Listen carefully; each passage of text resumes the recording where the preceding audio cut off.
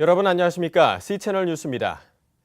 기독교계 파송 이사를 대폭 축소한 연세대 이사회의 정관 개정으로 사태가 1년 6개월이 넘도록 계속되고 있습니다. 기독교계는 건화기념 회복을 위해 정관의 원상복구를 촉구하고 있는데요. 평신도 단체들이 이에 동참했습니다. 이인찬 기자의 보도입니다. 연세대 이사회가 기독교계 파송 이사를 6명에서 2명으로 축소하는 정관을 개정한 데 대해 평신도 단체들이 처음으로 반대 활동에 동참했습니다. 2011년 10월 연세대 이사회는 예장 통합과 기감, 기장, 성공회 등 4개 교단의 이사 파송 제도를 사실상 폐기하는 정관 개정을 단행했으며 이에 주요 교단들은 대책위원회를 꾸려 대응해 왔습니다.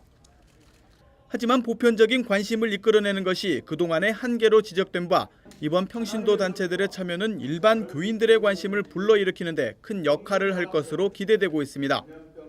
참여단체는 17개 교단의 장로회가 소속된 한국장로회 총연합회와 34개 교단 24개 교단의 평신도 단체가 참여하는 한국교회 평신도단체협의회, 한국교회 평신도 지도자협회, 그리고 기독교대한감리회 장로회 전국연합회입니다. 이들 단체는 연세대 설립정신 회복을 위한 기독교 대책위에 대한 지지를 표명하고 본격적인 활동을 전개한다는 계획입니다. 연세대학교 이사회는 학교 설립 이념을 파괴하는 정관 계약을 즉시 멈추고 다시 원래의 정관을 회복하기 바랍니다. 이 교육과학기술부는 정관 변경에 대한 과정을 재심의하고 부당한 정관 변경 승인을 즉각 취소하기 바랍니다. 단체들은 연세대 문제 평신도 대책위원회를 구성하고 꾸준히 전국교회를 방문해 순회 기도회를 갖기로 했습니다. 또 여름에 몰려있는 평신도 단체들의 수련회에 참석해 연세대 문제에 대한 관심을 촉구할 예정으로 우선 3일 개막하는 예장통합 장로수련회와 감리교 장로수련회에 참석해 서명운동 등을 전개한다는 계획입니다. 예장통합 장로수련회의 경우 매년 4,000명 이상의 장로들이 참석하고 있습니다. 전국의 평신도들을 대상으로 하여 기도 부탁과 함께 여론 조성에 최선을 다할 것입니다. 셋째, 전국의 교회들을 방문하여 연세대를 위한 순회 기도회를 실시할 예정입니다. 이번 평신도 단체의 참여는 교계 안의 진보와 보수 차이를 넘어 연세대 문제에 공동 대응해야 한다는 인식이 작용한 것으로 평가됩니다. 진보적 성향의 교회협이 대책위원회 실무를 담당해온 가운데 보수적 성향의 평신도 단체들이 참여를 결정한 것입니다. 한편 기독교대책위원회는 이사회 결의 무효 확인 청구 소송 1심을 패소한 가운데 현재 상급 법원에 항소를 제기한 상태입니다. 대책위는 지난 5월 10일 항소심 준비 서면을 재판부에 제출한 가운데 2심 공판 일정을 기다리고 있습니다.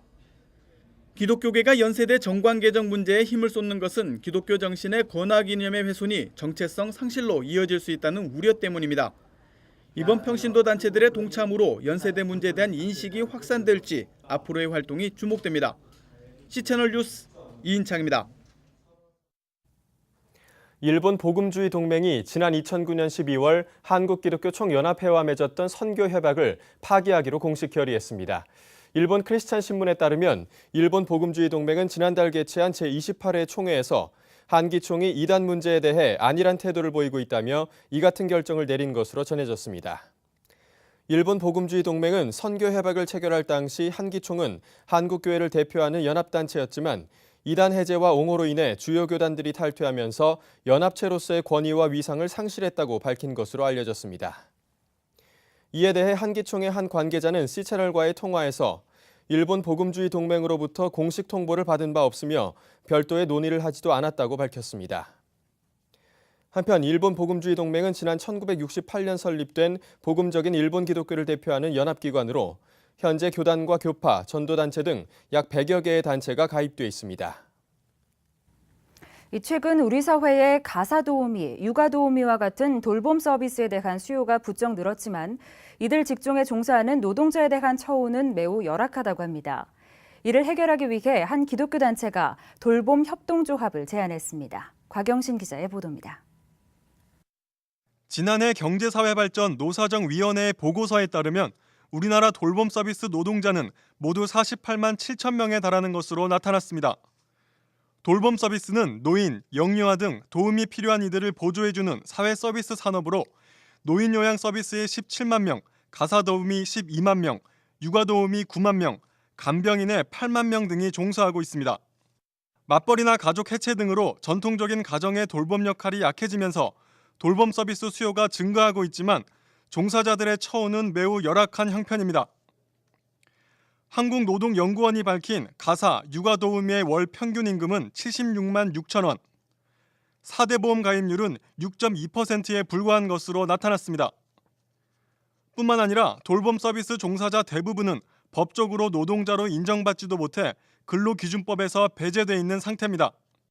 이 때문에 휴일이나 휴가도 보장받지 못하고 일자리도 안정치 못한 경우가 부지기수입니다. 한국가사노동협회 최영미 대표는 최근 양극화가 심해지고 중산층이 사라지면서 중년 여성들이 대거 돌봄 서비스 직종으로 쏟아져 나왔다며 그럼에도 불구하고 이들에 대한 사회의 관심과 지원은 전무한 실정이라고 전했습니다. 현재 가사 서비스 시장에는 이러한 상대적 저소득층들, 중하층 이런 분들이 애들 교육비 때문에 생활비 때문에 대출 때문에 들어오고 있다고 하는 것을 먼저 전제드리고 싶습니다. 전문가들은 돌봄 서비스 산업의 95% 이상을 유료 직업 소개소가 공급하고 있지만 이들 업체에서 가사 노동자들을 체계적으로 관리하고 처우 개선이나 직업 교육을 시행하는 일은 어려운 것으로 분석하고 있습니다. 이에 따라 가사 노동자들을 직접 고용하고 관리하는 직고용업체 설립이 대안으로 꼽히고 있습니다. 안정된 근로 조건을 위해서는 가사 노동자들을 직고용하는 혹은 자가고용하든 협동조합은 자가고용이에요. 직원협동조합은. 그런 업체를 만드는 것이 핵심이라고 합의를 본 바가 있습니다. 지난 1984년부터 돌봄 서비스 무료 직업 소개 사업을 펼쳐온 한국 YWCA 연합회는 돌봄 협동조합을 구상하고 있습니다. 협동조합 형태를 통해 돌봄 서비스를 제공함으로써 조합원의 권익을 향상시킴은 물론 서비스 질 개선, 지역사회 공헌 등 공공성도 확보한다는 구상입니다. 한국 YWCA 연합회 윤정향 의원은 돌봄 협동조합을 구성하면 돌봄 서비스 종사자들이 정식 노동자로 인정받을 수 있고 조직적으로 연대해 제 목소리를 낼 수도 있다고 전했습니다. 조직화를 통해서 자신의 권리 실현은 반드시 해야 되는 거고 그런 차원에서의 이 돌봄을 통한 그 협동조합 방식의 이 노동자 주체, 그러니까 돌봄 제공자 주체를 조직화하는 방식은 굉장히 적절하다. YWCA는 향후 10년 동안 장기적인 계획을 두고 돌봄 협동조합을 구성해 나가는 것을 목표로 하고 있습니다. 먼저 협동조합 모델을 개발하고 이를 지역 YWCA 조직을 바탕으로 확산시켜 나간 후 돌봄 협동조합 연합회 네트워크까지 구축한다는 계획입니다. 이를 위해 협동조합 유지를 위한 수익성 확보, 조합 형태 구상, 관련법과 제도 개선 등 다양한 과제도 남겨놓고 있는 상태입니다. 지난 2011년 국제노동기구도 가사 근로자를 위한 양질의 일자리 협약 및 권고안을 채택해 돌봄 서비스 노동자의 권리 보장을 촉구한 바 있습니다. 한국 기독교 단체가 이를 위해 앞장서고 있는 만큼 돌봄 서비스 노동자의 권리 신장에 큰 진전이 있을 것으로 보입니다. C채널 뉴스 곽영신입니다. 오는 9일 열릴 기독교 대한감리회 감독회장 선거가 정상적으로 치러질 수 있을 것으로 보입니다. 4명의 감독회장 후보의 피선거권이 없다는 고발에 대해 총회특별재판위원회가 모두 기각 판결을 내렸습니다. 총회특별재판위원회는 하명환, 강문호, 전영재 후보가 부담금을 선거 전에 완납했기 때문에 기일을 어긴 적이 있다는 이유로 피선거권을 박탈하는 것은 원칙에 맞지 않다고 판결했습니다. 또 강문호, 전영재 후보가 사회법으로 처벌받은 것은 교회를 운영하기 위한 관리자 책임을 진 것으로 판단했으며 전영재 후보의 기부 강연 행위는 선거운동으로 인정할 증거가 부족하다고 판결했습니다.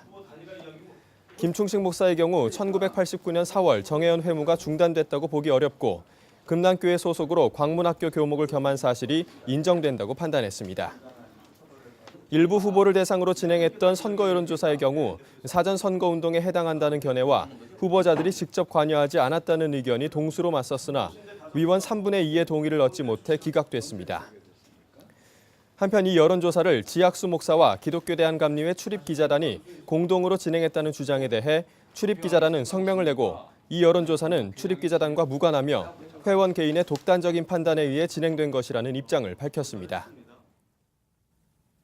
한국기독교 이단 상담소 협회가 한국교회 주요 교단들이 이단으로 규정한 신천지의 포교 방법과 복음방 교육 여부를 판별할 수 있는 체크리스트를 발표했습니다. 이단 상담소 협회가 공개한 체크리스트는 16개의 문항으로 구성되어 있으며 신천지가 실제 포교 때 사용하는 방법과 복음방의 핵심 교육 내용을 담고 있어 자가 진단을 할 수 있도록 돕고 있습니다. 체크리스트 1번에서 4번 문항에는 설문조사, 우울증 테스트, 스피치 평가 등을 빌미로 접근해 성경 공부나 큐티 모임을 제안하는 신천지의 포교 방법이 명시됐습니다. 또 5번에서 16번 문항에는 복음방 교육의 전반부, 중반부, 후반부의 핵심 내용이 들어있어 교육의 과정과 시기에 따라 적절하게 대처할 수 있도록 하고 있습니다. 이단 상담소 협회장 진용식 목사는 적어도 한 달에 한 번씩 모든 성도들이 체크리스트를 읽고 수시로 이에 대해 조사한다면 신천지에 대한 경각심이 높아질 것이라며 교회 밖에서 권유받은 성경 공부에 대해서는 목회자에게 반드시 보고해야 한다고 조언했습니다. 기독교 윤리실천운동이 환경과 사회적 약자를 보호하고 더불어 사는 삶을 실천하기 위한 자발적 불편운동을 전개합니다. 단체는 가이드북을 통해 구체적인 실천 방안을 제시한다는 계획입니다. 기윤실은 사람들이 자신도 모르는 사이에 편의를 쫓아 환경을 파괴하고 에너지와 자원을 낭비하며 약자의 인권을 존중해주지 못하는 경우가 있다며 예수님께서 보여주신 희생의 사랑을 본받아 자발적 불편운동을 전개한다고 밝혔습니다. 기윤실은 자발적 불편운동의 가이드북 제작을 위해 설문조사를 통해 다양한 의견을 들었다며 최종적으로 30개의 아이템을 선정해 실천 가이드북을 구성할 예정이라고 밝혔습니다. 한편 기윤실은 오는 4일 자발적 불편운동을 위한 토론회를 열고 구체적이고 지속적인 운동 전개를 위한 방안을 함께 나눌 예정입니다. 북한의 식량 부족 상황이 아시아 국가 중 가장 심각한 것으로 평가됐습니다. 미국 농무부가 발표한 2013년에서 2023년까지의 식량 안보 평가 보고서에 따르면 북한의 식량난은 아시아에서 가장 심각하며 10년 후에도 가장 심각할 것으로 예상된다고 평가했습니다. 보고서는 북한 주민의 영양분 섭취는 유엔 산하 식량 농업기구가 권장한 하루 2,100칼로리의 절반에도 미치지 못한다며 북한 주민 10명 중 9명은 권장량을 섭취하지 못하고 있다고 밝혔습니다. 아시아에서 전 국민의 90%가 유엔 영양 권장량을 섭취하지 못하는 나라는 북한을 비롯해 아프가니스탄, 예멘 3나라뿐이며 이 중 북한이 가장 심각한 것으로 알려졌습니다. 보고서는 북한의 만성적인 식량난이 비료나 연료, 농기구 부족과 함께 잘못된 정책과 경제체제 때문이라고 분석했습니다. 이 밖의 뉴스와 날씨를 전해드립니다. 한국구세군이 저소득 시각장애 아동들의 주거공간 개선을 위한 드림하우스 프로젝트를 진행합니다. 서울시에 거주하는 시각장애 아동 20가정을 대상으로 7월과 8월 2달간 추진됩니다. 교회 전기 사용량 10% 줄이기 운동을 벌이고 있는 기독교 환경운동연대가 2일 캠페인 참여교회를 위한 실전교육을 실시했습니다. 서울시 에너지 시민협력반이 함께한 가운데 전기 10% 감축 전략 세우기 등의 교육이 진행됐습니다.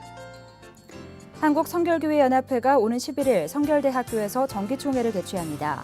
기독교 대한성결교회와 예수교 대한성결교회, 대한기독교 나사렛 성결회 임원들이 함께 모여 교단 연합을 위한 사업 계획을 논의하고 새로운 임원을 선출하게 됩니다.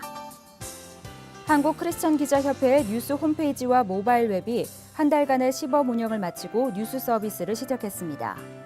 협회는 17개 회원사의 소식과 최신 교계 뉴스를 한눈에 볼 수 있도록 구성했다며 홈페이지가 기독 언론의 허브 역할을 할 수 있길 기대한다고 밝혔습니다.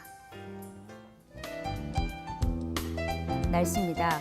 중부지방에서 남부지방으로 남하하는 장마전선의 영향을 받아 전국에 비가 오겠습니다. 서울을 포함한 중북부 지방은 새벽부터 비가 점차 그치겠고요. 서해안, 남해안과 일부 내륙에는 아침에 안개가 짙게 끼는 곳이 있겠으니 교통안전에 유의하시기 바랍니다. 아침 기온은 서울 22도, 부산은 23도를 기록하겠습니다. 낮 최고 기온은 서울, 대구 29도까지 오르겠습니다. 바다의 물결은 서해 먼바다와 동해 전해상, 남해 동부 먼바다, 제주도 남쪽 먼바다에서 2에서 4m로 높게 일다 점차 낮아지겠습니다. 주간 날씨입니다. 모레까지는 서울, 경기와 강원, 영서, 충청도와 전라도 지방이 최고 150mm 이상의 강수량을 기록하겠습니다. 장마 전선이 계속 남북을 오르내리면서 다음 주 초까지는 영향을 줄 전망입니다. 뉴스를 마칩니다. 시청해주신 여러분 고맙습니다.